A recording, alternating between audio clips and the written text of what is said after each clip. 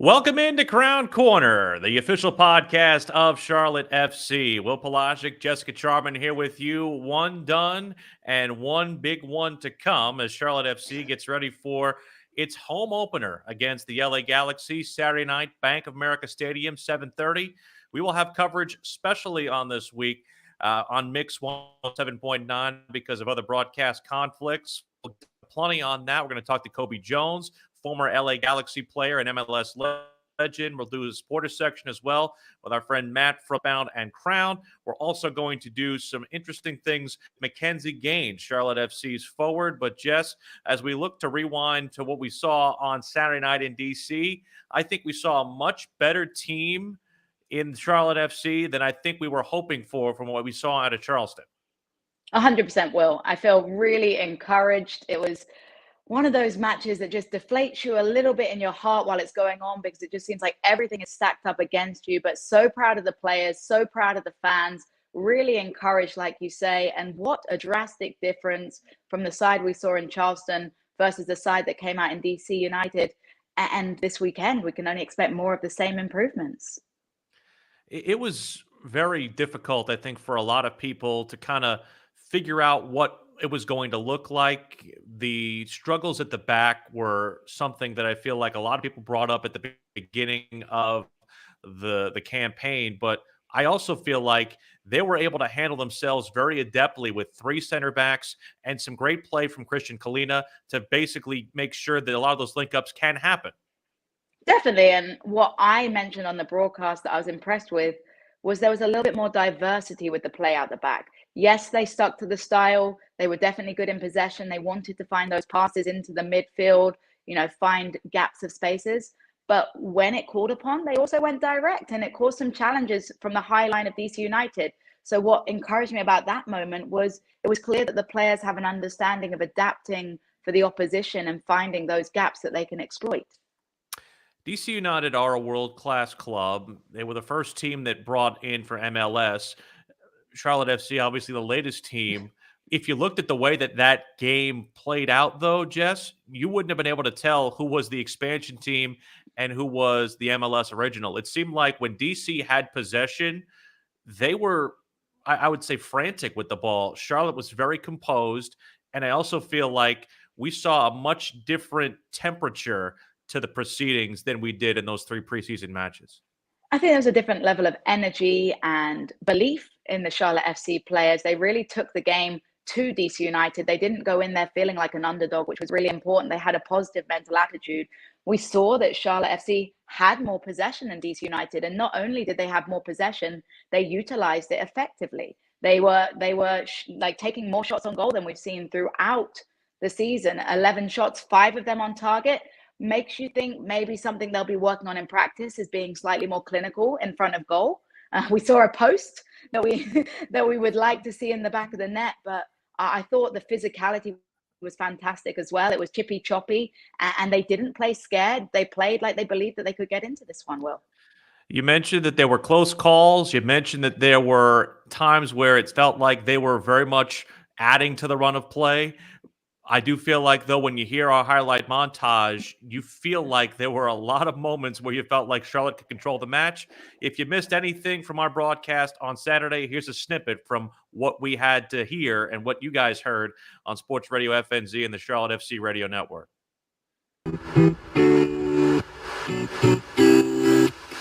DC United will get the first chance to kick at it. Michael Estrada centered over the ball. We're just waiting for the okay from Victor Rivas, and we are underway with Charlotte FC and DC United.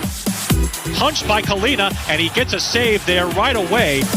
Reyna for Charlotte in the attacking third. Reyna for Ortiz. Ortiz taken down, no call. Left side, Alan Franco. Franco into the middle, headed by Ortiz. He scores! TT Ortiz!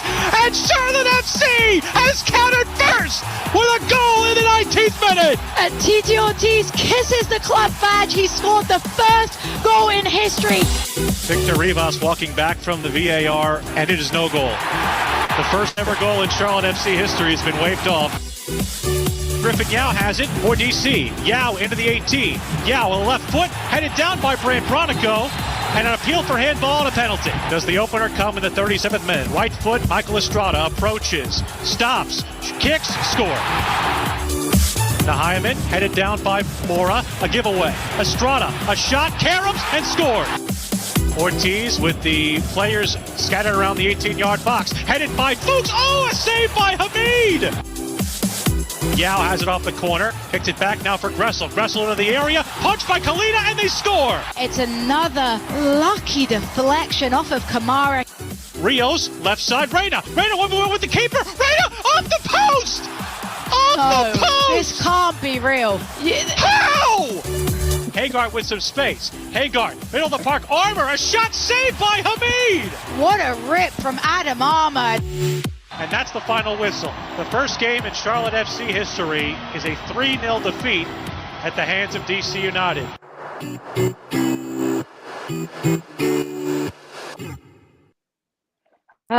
And that was our highlight montage. I swear, so many close calls. The one from Reyna I thought was so in, but it was off the post. He had a couple like that.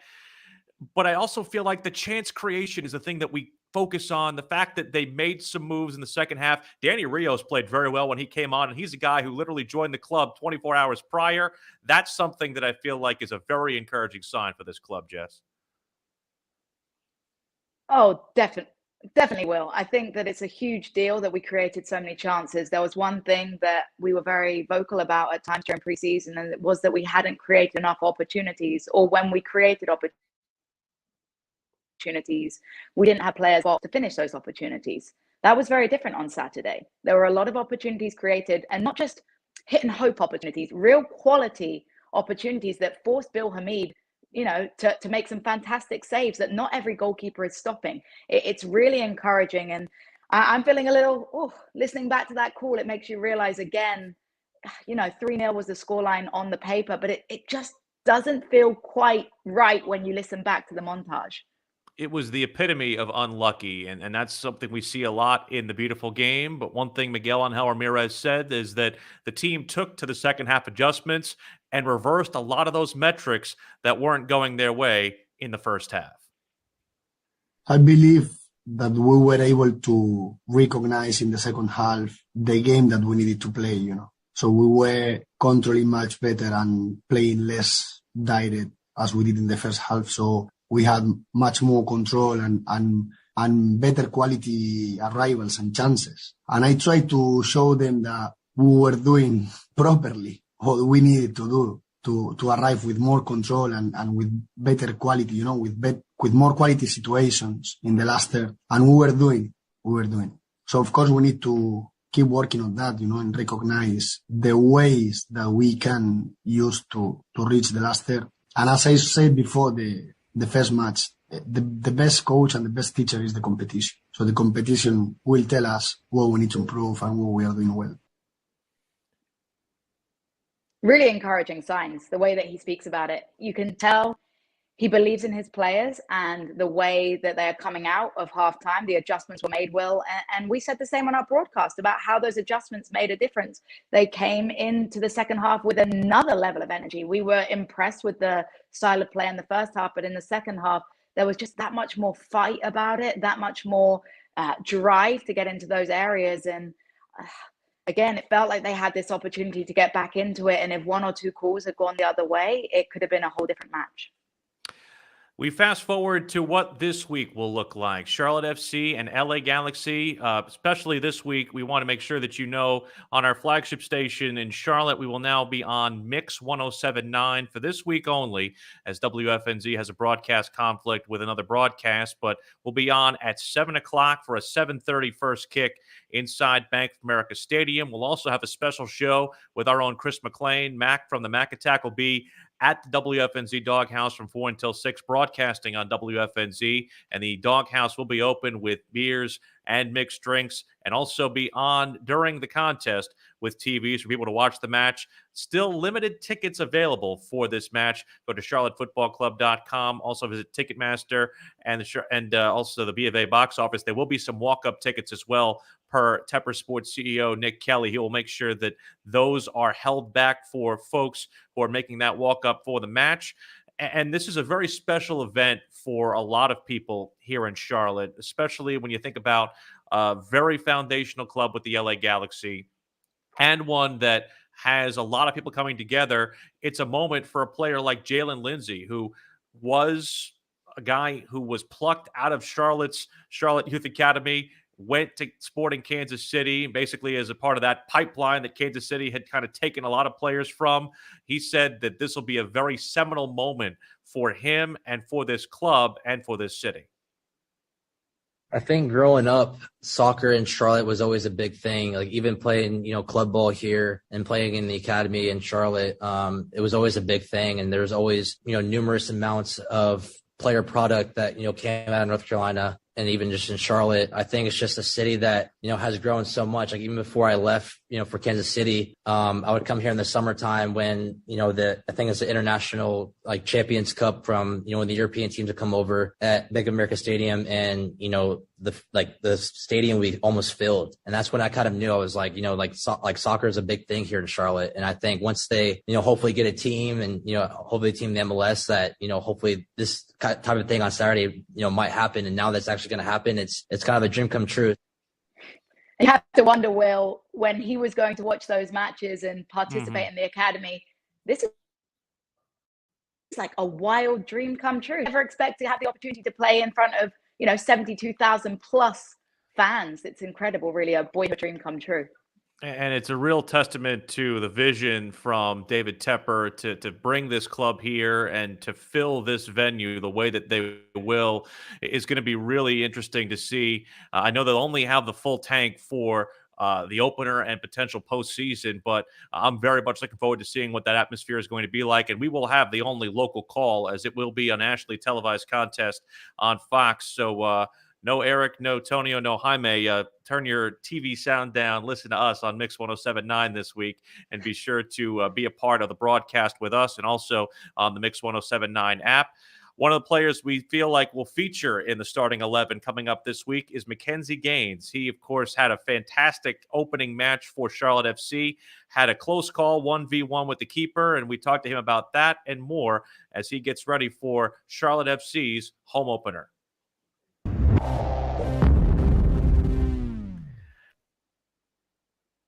It's time on Crown Corner to give you our player spotlight of the week, and we get to bring on somebody whose play I think both Jess and I really enjoyed in the opening contest against DC United.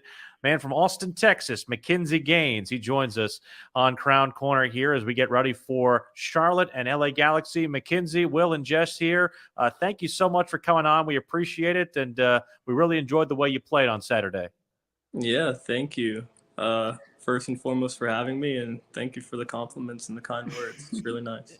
I will say one of the things that I noticed, and something I said on the broadcast and in succeeding interviews, that was not the same team that we saw play the 3 games in Charleston. It seemed like you guys made marked improvements from the preseason. Where do you think the biggest improvements were?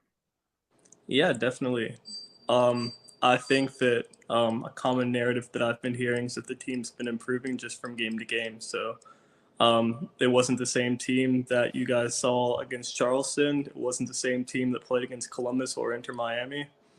But yeah, I think that we did a lot better at just controlling the game. Obviously, you look at the scoreline and you see 3-0 and you think oh man, they got played off the park, but that definitely was not the case. I thought that we were much the better side for the majority of the match. And I just thought that we did a good job of putting pressure on them and playing our own game. So, I mean, as the team continues to gel and to grow, I think it'll only get better and better. 100%. And Will and I mentioned that multiple times during the match, how we thought, you know, you guys were outstanding in the battle. You talked about gelling and merging. What are some of the difficulties about being a brand new franchise? Yeah, I mean, obviously we're 20-something guys who are coming from 20-something locations. And I mean, we all have the same struggles in terms of just settling in and getting to know each other and getting to familiarize ourselves with the way that our teammates play. So obviously as time goes on, that gets easier and easier and we get more and more comfortable with each other. And I think you guys started to see that against DC. Mm-hmm. You had that 1v1 with the keeper against Bill Hamid. Take me back to that and your thought process and what you felt like that play and how you were able to try to execute that run. That was an amazing run, just short of the finish. Yeah, thank you. So I think DC was playing a pretty high line throughout most of the match, and we wanted to try to expose that. And it just so happened that we were able to at that moment. I think TT played me a through ball, and I took a touch and tried to finish it hard and low. But maybe looking back on it, maybe if I would have just put some air under it, because Bill Hamid did go down pretty early. So maybe if I put some air under it, it would have been in the back of the net. Look, Bill Hamid stood on his head. He had a great game in goal. We were praising him. He came out, closed the angle. I don't think you had that much to see in terms of where to go, you know? Sure. Yeah. Like I said, maybe just looking back on it, if I would have put a little bit of air underneath it, then it would have been a 3-1 game. Were you surprised that those openings were there as much as they were? No. Because you guys got plenty of chances in the game. Yeah, definitely. I mean, we looked at the film and we saw how they played, and they played with a high line, and usually that's the case whenever a team wants to be aggressive at home. So I think that we knew that there would be space in behind, and we wanted to try to exploit that. And in that instance, we did. And yeah, it's unfortunate that we didn't come away with a goal, but we did have a few opportunities to score in that game. Let's talk a bit about the fan support. How amazing was it to see so many fans travel up to DC? And let's be real, you guys must be super excited to play in front of a home crowd, hopefully a record breaker on Saturday. Yeah, definitely. I think that Saturday will definitely be one of the coolest moments in my career. Up there with maybe playing my first game in Austin, the city that I grew up in, but playing in front of 70,000 fans is going to be pretty cool. And they definitely did us right over the weekend. It was really cool to see the support, and they were really loud. And before the goal got disallowed, it was really, really cool running to that corner and celebrating with them. So hopefully we can have more of those moments on Saturday. I saw you all over TT. Just to give you an idea of what happened with us in our broadcast booth, I literally tripped over Jess when it happened. He stood on me. He stood on me. It hurt. My foot still hurts, Will. So if that was what we were doing, I can't imagine what it was for you guys, just because that goal, despite it being disallowed, I mean, you mentioned the fact that you guys had taken a lot of the criticism from people on the outside from what happened in Charleston. But I'm just thinking that goal showed that, hey, you know, we actually have the opportunity to be on the front foot, and it showed that you guys can not only make some link-ups happen, but put the ball in the back of the old onion bag. Yeah, absolutely. And I mean, it's huge, right? First year club, first MLS game, and first goal in the existence of the club. It's really, really cool. So it's unfortunate that it got called back, and obviously. Hey, we get to do it again. We get to do it again. It's okay. Exactly. We'll run it back. That's the plan. I do want to at least focus on your first goal at Austin, and you mentioned the fact that you got a chance to play for your home city club. What was that moment like to score as an Austinite, as somebody who wanted to have a club in that city and getting a chance to play for them last year? What was that moment like last year? Yeah, I think simply put, it's probably the best moment of my career. Just scoring a goal in front of 20,000 screaming Austinites, 15 minutes from where I grew up with my family and my best friends all in the crowd is really, really cool. And also I was kind of fighting through a lot of adversity. I'd signed and I got hurt and got left out the squad for a few weeks beforehand. So coming in and scoring 10 minutes after coming into my second game, it was really, really big, and it was awesome. Well, try it in front of 70,000 plus on Saturday, please, will you, McKinze? Yeah, right.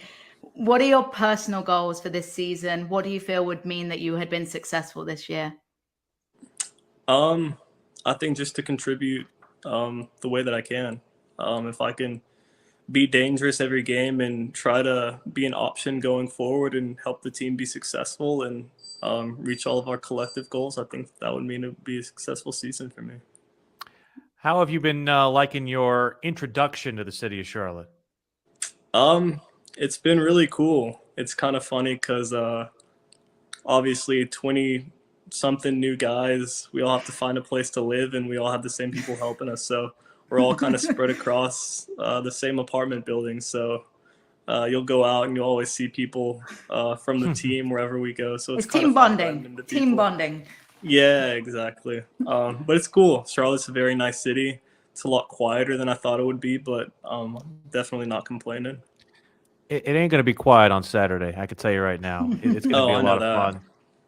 And I did mean to mention that goal did come against the LA Galaxy. So history could repeat itself on Saturday. What do you know about the team you're going to play on Saturday here at the Bank?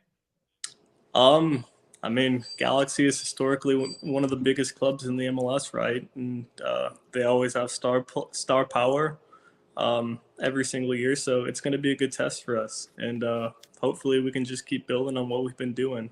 Like I said, it hasn't been the same team that we've seen throughout the past 3 or 4 games. And the goal is always for us. Obviously, we want to win, but we want to keep building on what we're doing here. So hopefully that happens. Well, McKinze, we appreciate you joining us. We hope that everything continues to go well for you. Thanks so much again for taking some time, and we wish you guys the best of luck when you step out there on that pitch on Saturday night against the Galaxy. Well, thank you. Thank you again for having me. That is McKinze Gaines, and unbeknownst to us, just because we recorded that yesterday, it is McKinze's birthday. So we wanted to wish McKinze a happy birthday as well. Belated from us, but on the actual day, on this March 2nd. Pretty interesting stuff. And absolutely the nicest guy that we've spoken to. That's not to discredit anyone else, but took his time, so friendly. What a guy. Happy birthday, McKinze. I also would be remiss if I did not mention how awesome the crowd support was in Washington, D.C. More than 300. I know that 300 was the number that was thrown out there. I don't know if that was a number thrown out by D.C.'s club or our club, but if you see kind of what we're looking at, there was a lot. When you think about the supporter travel and the way that worked, it was very great to see with regards to the fans who came up there and just a lot of the we could hear them on our effects mics. It was really, really, really great to see. Absolutely. And not only just the ones that traveled, those that went out to watch parties. We saw a lot of action on Twitter. It seemed like everyone had a great time. And apparently, Will, we're owed a beer shower. Is that what I've heard? So I'm not with all the technology that's in our booth.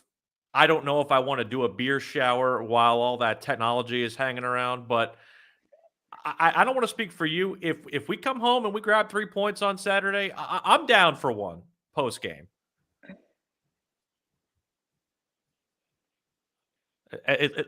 Okay, yeah, I'm all in. I'm all in. Let's embrace this beautiful city.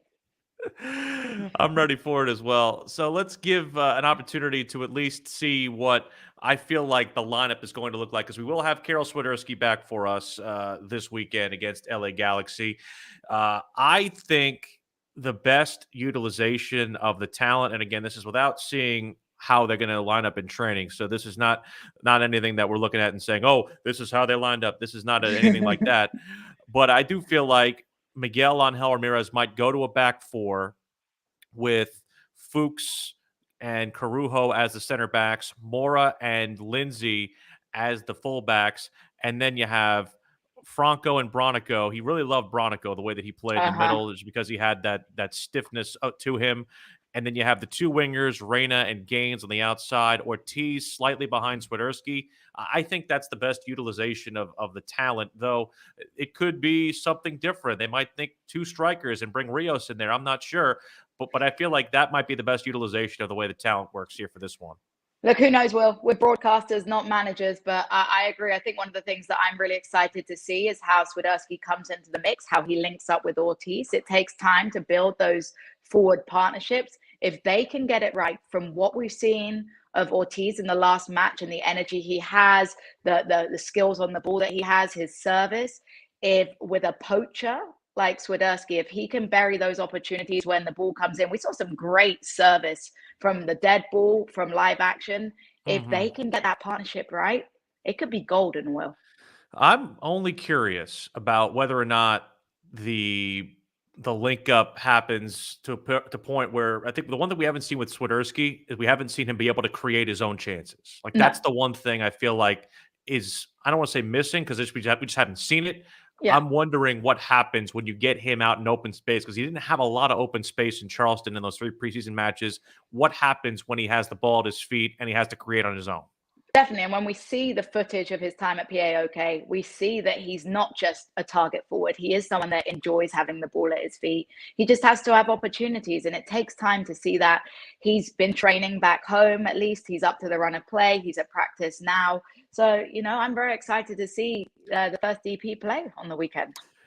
We encourage you to get with us on not only Facebook, Twitter, Twitch, and Twitter with your questions. We will share them as part of Matt's Burning Questions at the end of the broadcast, and we'll get a couple of questions in here. I know that there's a couple that folks are asking about certain personnel. Our man 11 Orange Goats is asking, when do you think Jan Zubachinski will get minutes? I think Jan is basically in the most crowded position in the entire team right now. You don't have Anton Walks with the club right now. He was not at training yesterday.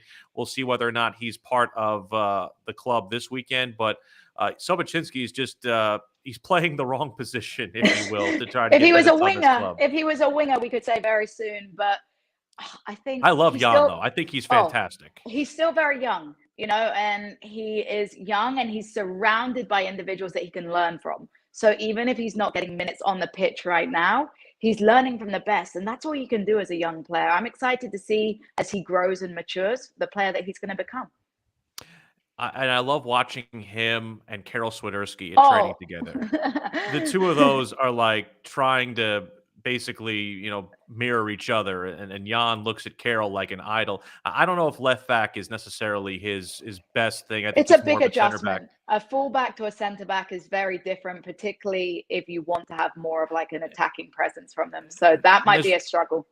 There's only really 1 or 2 guys on this roster, I think, that can have that type of flexibility. Fuchs is one of those guys. I don't think Jan is from that vein. We'll get more of your questions in as part of Matt's Burning Questions later on, but get them in now, and we'll make sure that they get asked, again, at Facebook, at Twitter, Twitch, as well as our YouTube feed, all at WFNZ.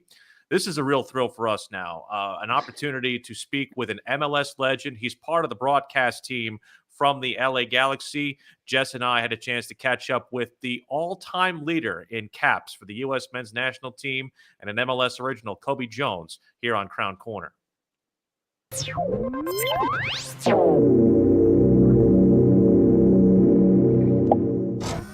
We welcome you back to Crown Corner here as we continue our preview of Charlotte FC and the LA Galaxy, the home opener for Charlotte FC. This is a real thrill for me because as somebody who grew up with the MLS beginning in 1996, one of the founding members, is also one of the most decorated U.S. men's national team players, and he's also part of the broadcast team for the LA Galaxy. Cobi Jones joins us on Crown Corner. Cobi, a thrill for me as somebody who grew up watching you play.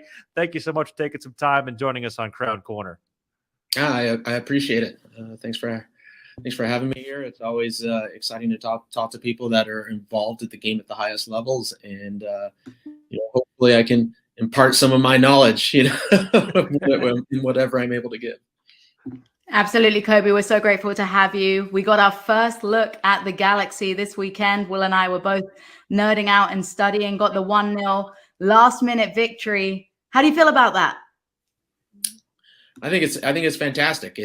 Getting a victory is the most important part when you're starting out. You really want to make sure, that you get a result that you can build upon. This is the beginning of season. Everybody has to remember when you're talking about season, it's it's a grind, especially preseason, for players, when you have a month and a half where you're together, you're doing the same things day in and day out. And there is pretty much no meaning behind it, as far as you're not playing that regular season match where you can see that result. So it's a grind on players, everywhere. So when you go out and you're finally able to get out there, especially in front of a home crowd, and you get a result, that's pretty important. It just sets the tone for the future. I know we saw Chicharito get that amazing goal there at the end. We've seen what he can do technically. I don't think anybody questions what he is as a player, but I know that there has been some market criticism of him, either outside and also inside, the Galaxy circle. Do you feel that criticism is justified of the way that he's played since he's come to the Galaxy? Well, look, he's a DP. There's always a lot more pressure on him, so you can say it's justified. Do I think that, that it was really coming from the right place or with the right education behind it? No, I don't think so, because a lot of that criticism came from the very beginning of when he came in. And let's remember, when Chicharito first came in, he's just coming into a team. All of a sudden COVID hits, then also we're doing this bubble thing. He gets injured. There's all these things stacked up right at the beginning. And then the criticisms came for all those people that were wondering at the beginning, oh, is this the right signing? Is this the right signing? And once you get that at the start, it's very difficult to drop off those all that criticism at the beginning. So I think you look at Chicharito last year, 17 goals. He came into his own, started getting into form. So I think it's, you really have to take every criticism with a grain of salt, and I put that out there to the fans and the public, because players know that. Players know that fans love you one day and they hate you the next. So that's the nature of it. And you're obviously talking about expectations as a whole for LA Galaxy. You're one of the big time teams growing up in England. It was the Galaxy that I had heard of. You just knocked off the reigning champions in your first match. Does that change the expectations of the fans? Does that put a bit more pressure on you for this season? You haven't dealt with the LA fans much, have you? The expectations with the LA fans are championships every single time. And to be quite honest, that's the expectations of this club and this organization. We step out every year with the thought, okay, how are we going to win the championship? Now look, it doesn't go in the right direction all the time, but that's the thinking. That's the attitude of this club and this organization. You don't get 5 championships by thinking, let's hope we make the playoffs. You go out with that thought. We are going to win the championships. These are the things that we have to do and work with and work towards to make sure that we are there. So the expectations are high to begin with. Yes, they may have increased somewhat with this initial victory, but I also think there's a little bit of a pullback, just understanding that it is the first game, of the season, and that we've got a long way to go, that there's a path that's going to have a lot of stumbling blocks and a lot of people trying to stand in our way. As someone who was a founding member of this league, when it was only 10 teams in 96, Charlotte comes in as team number 28. What does it mean now to have seen, from a variety of perspectives, player, broadcaster, even a coach? What does it mean to see how much the league has grown? And what does it mean to have Charlotte join the league as the 28th team and have such a spectacle of an event like we're going to see on Saturday here in Uptown Charlotte? Now, this is incredible. I'm not sure I can put it into words, and to allow and to really give an opportunity for everyone to understand the feeling, that I get when I look at these moments that are happening now and that are about to happen. We're talking about 27 years of MLS. This is something that, to be quite honest, there are some times we weren't sure we were going to make it to the next year. When we have to remember that there were years that this league retracted. So to actually have a situation where Charlotte is coming in, the expectations there with the fans that are going to be going seems to be, through the roof.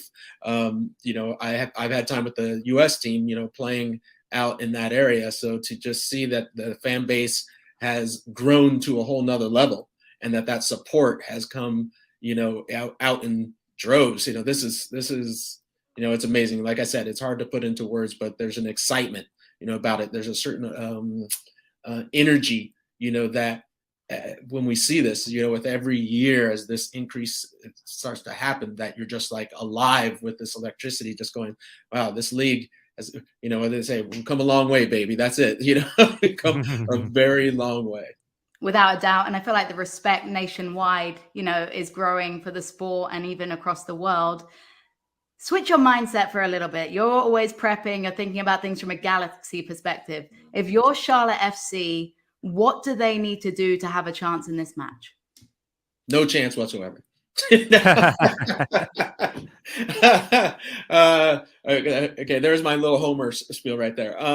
No, I think for this, for Charlotte, it's gonna be, there's gonna be some difficulties. It can go either way, because we're talking about an amazing crowd, right? I'm not even sure what the numbers are now that we're talking, but for some players, this will be the first time, that they've ever played in front of, this amount of players. Now that can get you hyped and ready to go, but if you get overhyped and you don't get the result that you get in the first 20 or 30 minutes, that can be damaging, to a team, just to the psyche. So it's about just kind of adjusting to the crowds that are out there, understanding, that it's always, like I tell everybody that plays this game, it's a team game. You can't try to do everything, on your own. And yeah, it's going to be difficult. As you said just before, you're going up against an organization that has a history. An organization that wherever we go, it's always beat LA. So there has to be an understanding of how do you deal with the expectations from your own crowd, the expectations that you put upon yourself when you step out on that field against the most storied club within MLS. It's difficult, but I would say the veterans, those are the ones that are going to have to step up and kind of lead the way. Well, as someone who loved not only watching you play, I used you on FIFA plenty of times. My sister used to play with you as the backyard soccer in the old video game on the PC. Yeah. She knows from that generation. So this is a pleasure for me, pleasure for Jess as well, and all of us here in Charlotte. We're happy to be a part of this league. Happy you took some time to spend with us, and we look forward to many, many more years being able to interact with you. Well, thank you for having me. I really appreciate it. And, this is going to be an exciting game, without a doubt. I think everyone's got to get out there and check this one out, because, moments like this, they come few and far between. So enjoy it.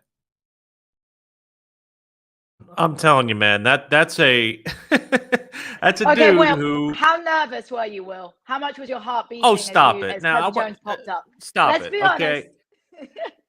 I was nervous even to just book him as the guest, like to try and reach out. I was nervous reaching out to him as someone trying to book it. So incredible man, though. So articulate. So articulate Exactly. about the game, a real insider, and I enjoyed every second. And I really feel like it made me think about this match from a different perspective in terms of the psyche. We always talk about how amazing it must be to play in front of a sold-out stadium, but switch it around a little bit. Understandably, how nervous may that make you? So I think it's really important to think about it from that perspective as well, Will. And for the record, also, Cobi Jones does not look like he's 52 at any point. Dude looks like he could still go out there and suit up for Galaxy. But I do agree with you. The atmosphere affects both sides as well. And it might be, we talk a lot about how DC United had a fortress at Audi Field. That wasn't what I would call a menacing crowd. It was only 16,000, and a lot of them were wearing Charlotte blue and Charlotte black and Charlotte mint. So as a result, I do feel like this is a situation for Charlotte where they have to feed off the home crowd. And also, Galaxy are hunted right now. I feel like because of the fact that, they came off of 2 years without postseason. It's their second longest postseason drought in the club. They come off of a match where they win 1-0 after a late goal from Javier Hernandez, Chicharito, against the defending champions. They're not an unknown commodity. They're always going to get the opposition's best shot, and I think Saturday night is no different in Uptown Charlotte. No, I agree with you, Will. And I think having watched the match as well, it was a 1-0 win. They had several opportunities that they created that had they finished better, it would have been more than 1-0. I think they played well. It's a side that we're going to have to defend smartly against. Chicharito's a player that you can't give an opportunity to. We talk about not No. giving a player a moment of space. No, it's not just about space with him. It's about any opportunity, because he can turn nothing into something. So that's going to be a player that, you talk about as a side, not always wanting to focus on the opposition, but sometimes you have to. And that's a player that has the caliber to really do damage. So it's a player that we have to really avoid being able to have an impact, Will. And something I saw against DC, because we talked about the frantic possession, when DC was pressing high, we were able to break that line of demarcation and bring that line of pressure to our advantage. I'm wondering how Galaxy wants to play it, because I'm wondering if they try to press with a high line or whether they sit back, because there's two ways to defend what Charlotte FC tries to do with the ball. You can either sit back and let them possess and almost kind of play a shell and wait for your opportunities, or you can try to be overextensive and play that press. And I almost feel like that's something Miguel Angel Ramirez invites. He invites the pressure because that gets people out of position, that gets more open space for your midfielders, and that allows you to have those numerical superiorities and those odd man rushes.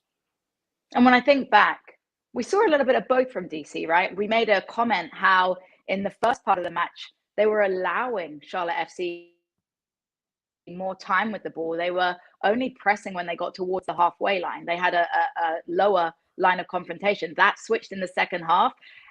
And when you analyze the defense, when did Charlotte FC start to be slightly less confident in the ball? Towards the end, when they were dealing with that higher press. So it'll be interesting to see what they do. If they press high, we may see space over the top and play that long ball and find some space. And now we have, Swiderski back, who offers a more aerial presence than, who we saw up top for Charlotte FC as well.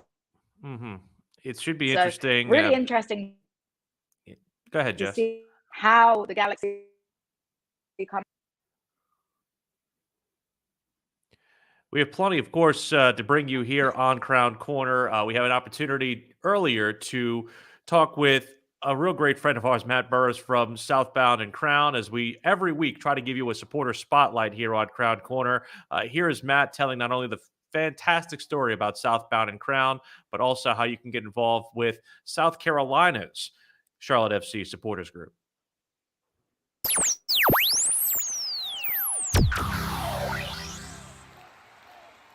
We come to you on Crown Corner, and this is our supporter spotlight. If you saw any part of the game last weekend or heard our coverage on the radio network, you heard more than 300 Charlotte FC supporters in Washington, D.C., and they were led by a very thunderous group from the two largest supporter groups, Mint City Collective and Southbound and Crown. We are pleased to be joined by a member of Southbound and Crown, Matt Burris, who joins us on Crown Corner as we have the scarves here ready to go. Matt, it's a pleasure to have you on. Blonde moment, guys. It was upside down. There we go. There you go. Now you got it going. Matt, thank you so much for joining us. We appreciate you coming on. Yeah, appreciate you guys having me. This is great. We watched last week, saw our buddy David from Mid City joining you, and I'm like, Will, when are we coming on? So obviously next week, of course. So we appreciate you guys, and we'll get into that a little more, kind of what this process has been like. But yeah, all good. Finally getting our voice back a little bit from last weekend in DC, as you can tell. Maybe still a little froggy, but a good time was had by all. So are we. We're a little froggy too. If you heard the goal call from last weekend, you know that I'm still recovering. But from the atmosphere and the videos you guys took from the supporter section, it looked crazy. Give us a sense of what it was like.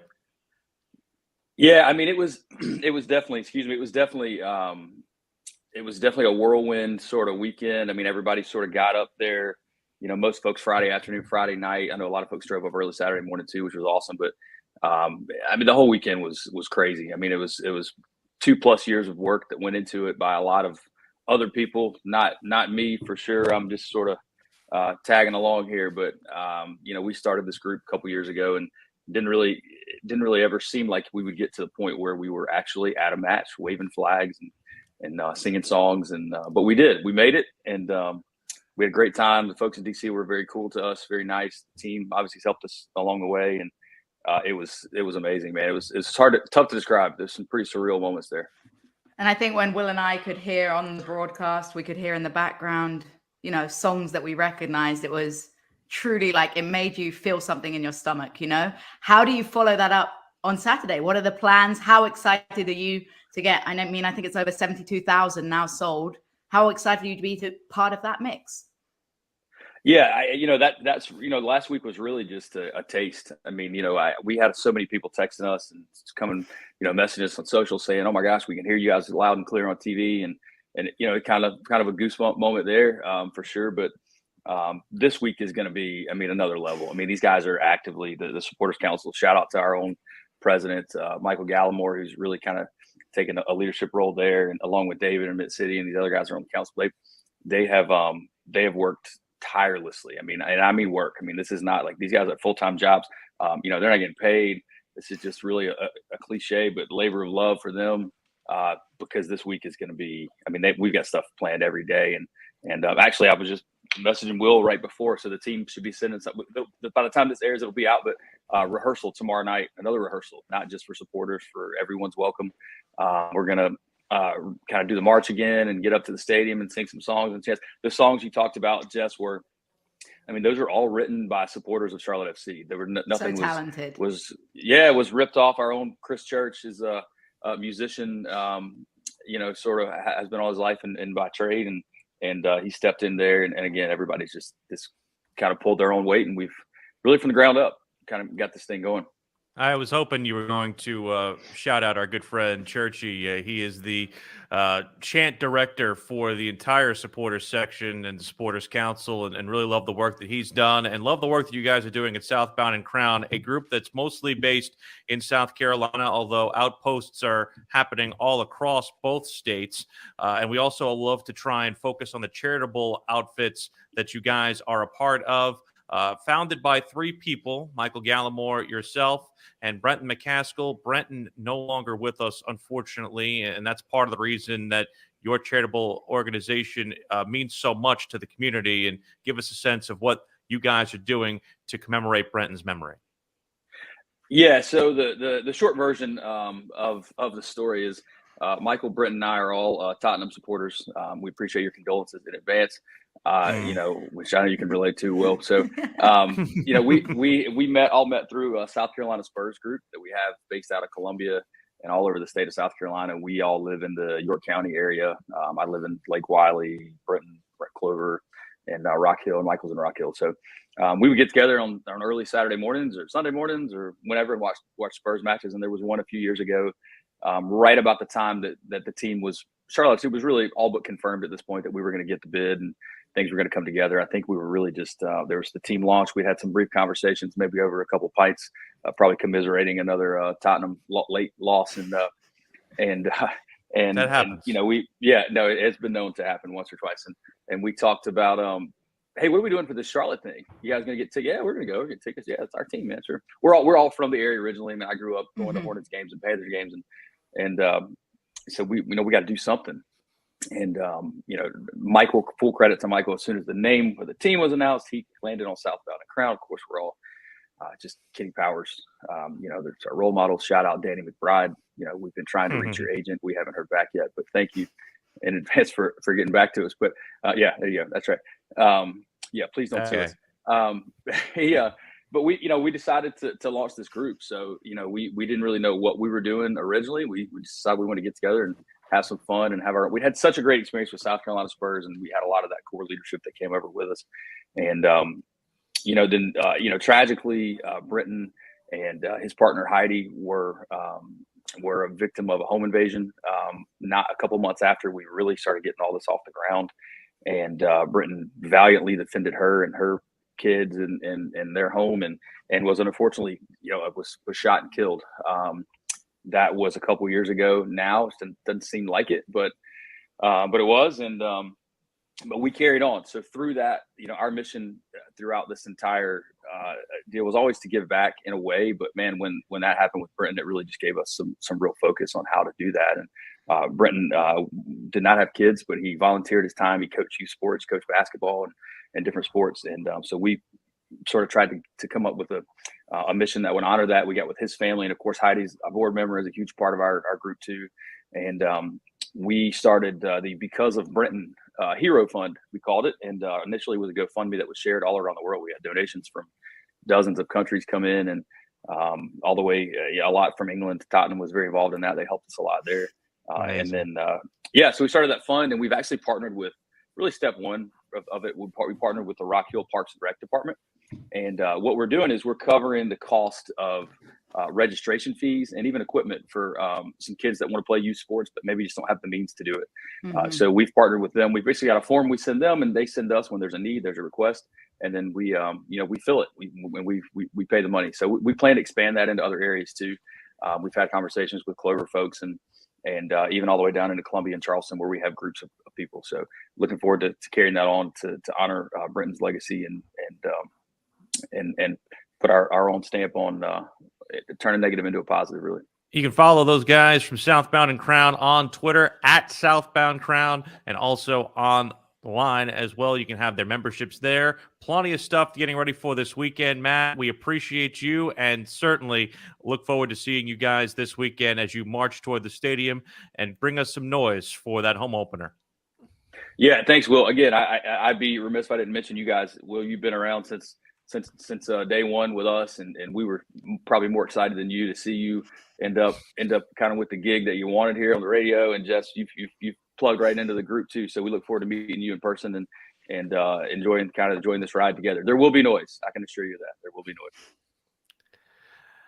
That's great stuff from Matt Burris of Southbound and Crown. Just a remarkable story and great stuff that they're doing with the charity, and all of our supporter groups are great. I don't want to favor one, and I know Matt was even asking. He's like, "Can I join one?" I'm like, "I want to party with all these guys. Like I'm man of the people, man." Without doubt, and party, do charitable work for, and when we listen back to that, we get to hear it again. You know, Will and I have a real passion for helping these supporters groups with their charitable work as well. And I know in Crown Corner, that's something that we're really going to focus on in the future too. Yeah, the Uptown Ultras did a fantastic event right before the season. I know that Mint City has got some of their own collective efforts as well. Blue Furia and Carolina Hooligans also with charitable efforts. I did want to mention that Southbound and Crown was the group that had that Queen's Crush event for Wicked Weed.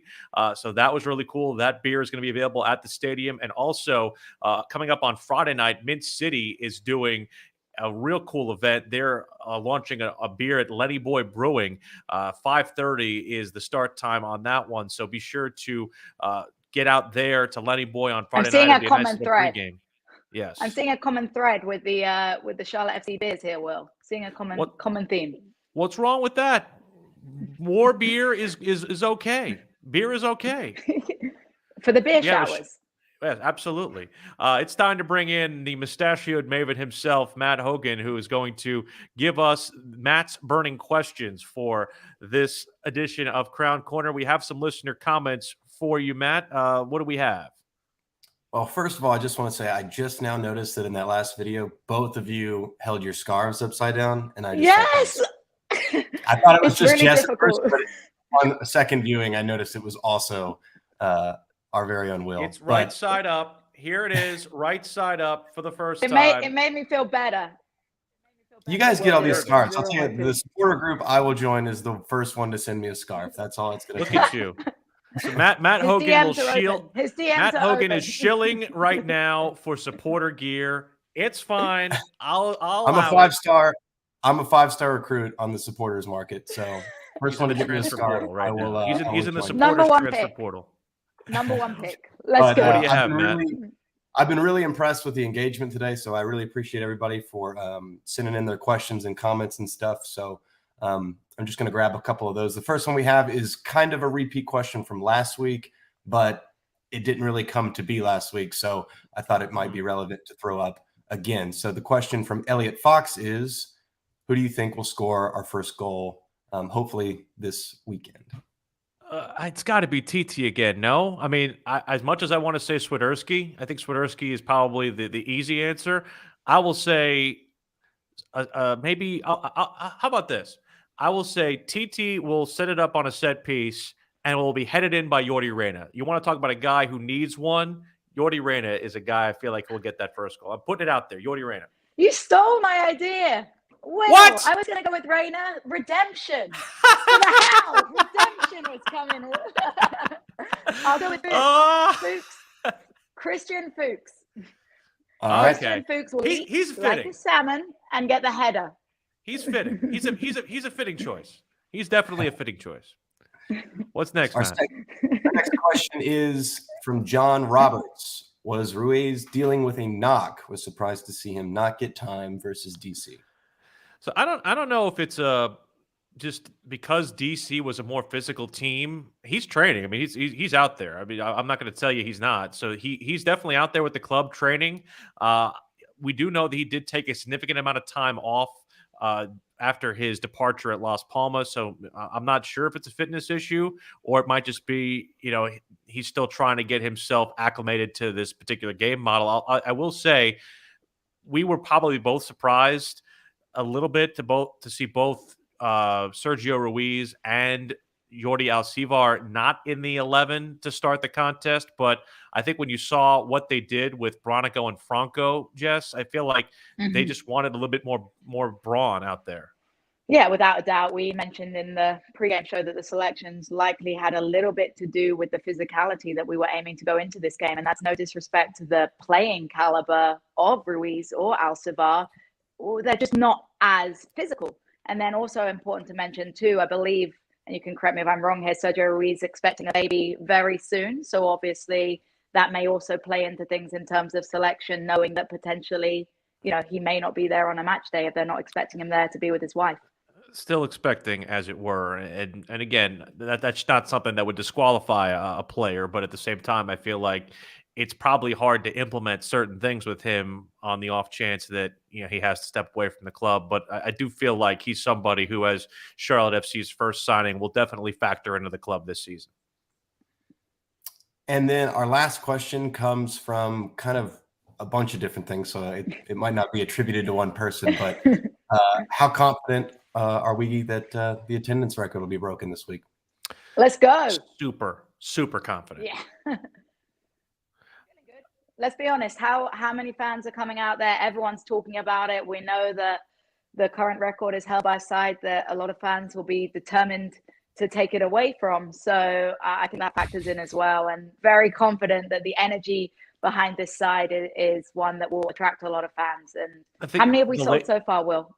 The latest report from the Charlotte Business Journal said 71,000. So that means about 3,000 left. One of the things that was said by Tepper Sports CEO Nick Kelly that we mentioned earlier on in our podcast was this is going to be a situation where they maybe hold some of the tickets back for $15. One of the things that this group has said is they want to have $15 tickets available on match day for walk-up. So if you are still looking for a seat, there will be affordable options. If you go to the Merrick box office on match day, they will be available. But I have a feeling that it is going to be a sellout and it's going to be a real great spectacle and atmosphere. And for anybody who saw that Mexico-Ecuador friendly, take that even up a notch. It looked like a street party on Mint and Moorhead streets during the preamble to that match. It's going to be a lot of fun on Saturday night in Uptown Charlotte. Yeah, I agree. I think it's going to be awesome. But just to let you know, Southbound Crown has tweeted at me, so I think I might be this close to getting that scarf. Oh, look at Hogan does have South Carolina roots now. Exactly. From the upstate, so who knows? It would be a fitting fit for me to join the South Carolina one. So we'll see how that. Will and I also take scarves from anyone. That's a fair. I think you guys have right? Wow. Yes. I think every meeting we've gone to, somebody's handed you a scarf. So. Well, we are so happy once again to be with you guys this week. We really loved the support, not only for the first podcast, but for the broadcast this week. And just to remind you, we'll be on Mix 107.9 this week. We will not be on our regular radio station here in Charlotte. We still have all the great stations across our network. I know we're in Raleigh, Lynchburg, Myrtle Beach, Greenville. We appreciate all the support there. But this week in Charlotte, we are on Mix 107.9. 7 o'clock our coverage begins for a 7:30 first kick. It is on national TV on Fox. So put the the TV on, turn the sound down, put the radio up to have the only local call here in Charlotte. Bring your earbuds into the game too if you're going. We're very, very excited for it. Jess, I know that you and I both just want to see the support and all the stuff happening. Is it Saturday yet? I agree, Vixo Pen. I'm ready for Saturday. Cannot wait. And, you know, we are just thrilled to get an opportunity to call the match again, and it's going to be a cracker.